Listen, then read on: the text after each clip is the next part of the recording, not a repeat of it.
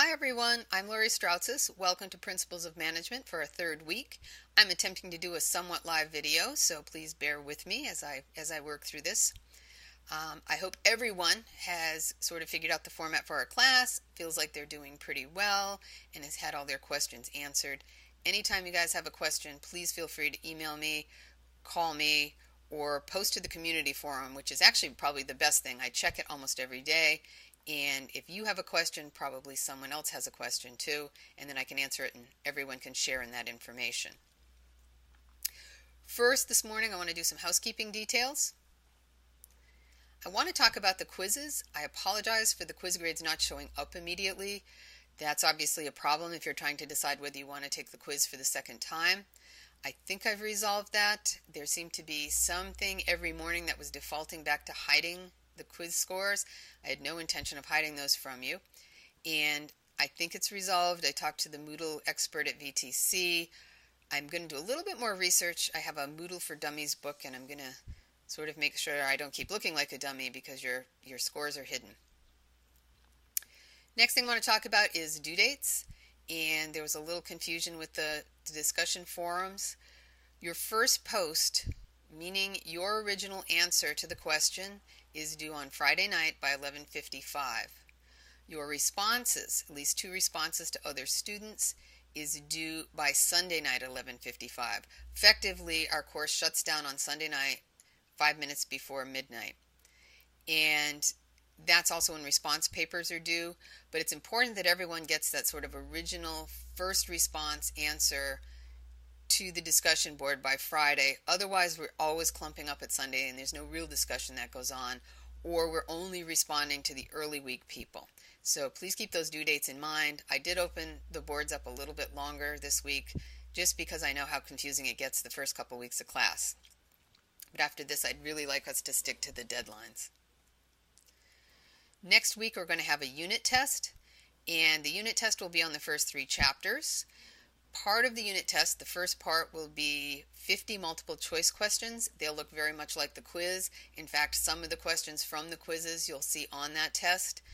The second part is essay questions. There's usually 2 questions, and you don't submit those through the where you're submitting the multiple choice, but there will be assignment folders for question 1 and an assignment folder for question 2. You write up your essay and you can drop those in.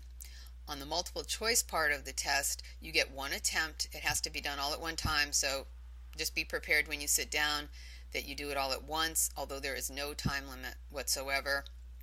Once you open it, though, that's your attempt. If something should go wrong, your power goes off or whatever happens and your attempt is shut down, you can always get in touch with me and I can reset it. On the essay questions, you actually have the entire week to work on them. You can come back and forth on them. As long as you're writing a good essay question or essay answer to the question, that'll be fine. And then you just drop it in the assignment folder for the test and you're good to go. Let's actually take a little bit. I'm not going to do a full lecture because all the information's in the book and you also have the PowerPoint. But let's just go over what you're going to be looking at when you're looking at international management and globalization. One of the big questions is what globalization really is and what it means to us, how we understand a country's environment, strategies that we can take if we do want to enter global markets, which, I hazard a guess that most of us are going to end up doing that at some point, particularly you guys who are starting off on your careers, how we have to manage international operations, and some of the challenges of managing across cultures. If we were in class, I would mainly focus on 2 things, the institutional environments and the culture of a country.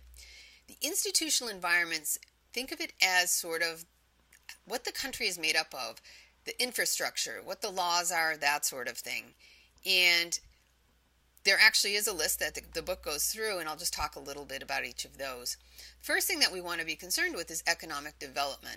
And countries that are striving with their economic development, that have citizens that are becoming better educated or already educated, depending on where you're looking, this makes an important statement, and it helps you decide if you would actually want to do business there.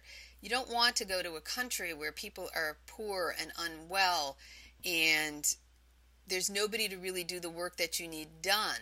But if people, or a country rather, is trying to strive to build itself and they're taking steps for economic development, it might be a great opportunity. This is how we're looking at this part of managing is, where do I want to do business?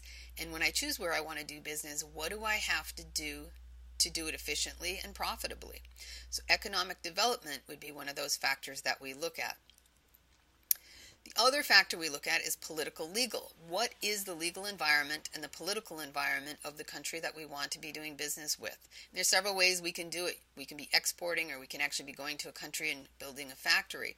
But if you go to another country and you build a factory and it's very unstable politically or legally, and someone comes and shuts your factory down the first week, that's not going to be good for you. So it's something that you really need to consider when you're looking at another country.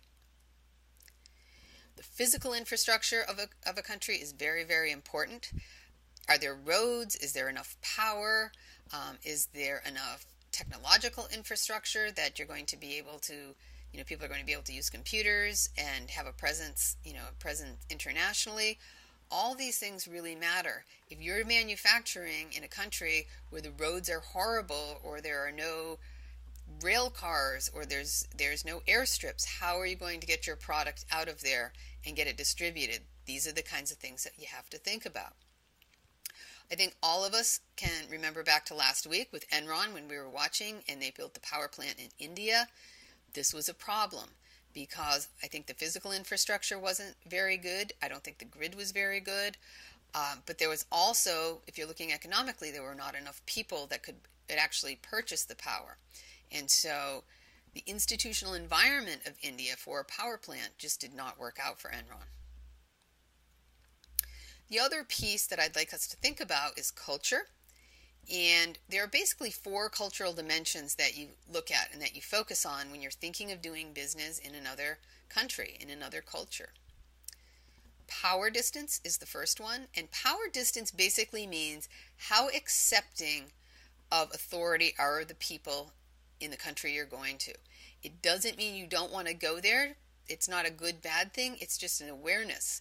In some countries, people don't accept authority very well, and you are going to have to understand how you're going to need to manage people in a different way if that's actually the case.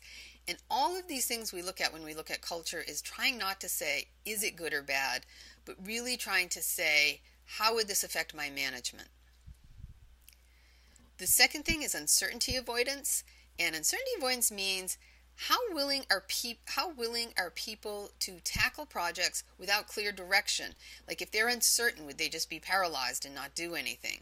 Different cultures are like that. They want real clear direction. I would even say, even in certain cultures, different generations are like that. I know people I work with that are younger sometimes just feel that they need specific instruction. Or they feel very uncertain and they will avoid it. They'll feel uncomfortable in their job. So that's one of the things we look at when we're looking at cultures. Another important factor is individualism versus collectivism. In some cultures, and I'll say the United States for sure, being an individual, sort of worrying about yourself, taking pride in being an individual, and your own success is very, very important. In other countries, such as Asian countries, collectivism, worrying about the group is more important. And if you go into a country where the culture is more collective and you don't understand that you're going to communicate with people who don't see individualism as top priority, and you do, you're going to have to modify the way you communicate, the way you approach things. The other cultural factor of the 4 cultural dimensions that our book lists is gender focus, and that is what is more valued, masculine traits or feminine traits.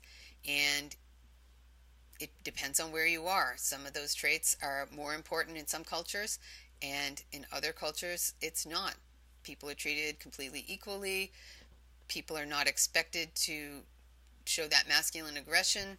All of those kinds of things. So none of it's good or bad. It's just being aware of where you're going and how the culture is going to affect your management. The third piece that I would bring up if we were actually in class together is this idea of reverse innovation. And pretty much every class that I teach management and we start talking about globalization, people still have that little bit of fear or that little bit of resentment that our jobs have been taken in the US. And it's really true that a lot of manufacturing jobs have left the US because there's cheaper labor in other places. But what people really, or students really do, or future managers really need to do, in my opinion, is that we actually need to start thinking. There's these huge markets out there. There's China with billions of people. There's India with billions of people. And what could we sell to them? What can we offer them? And I think we're going to start looking at innovation in this way. If you start to think of the whole world as your market, you start to see a lot more opportunities than if you are just selling here.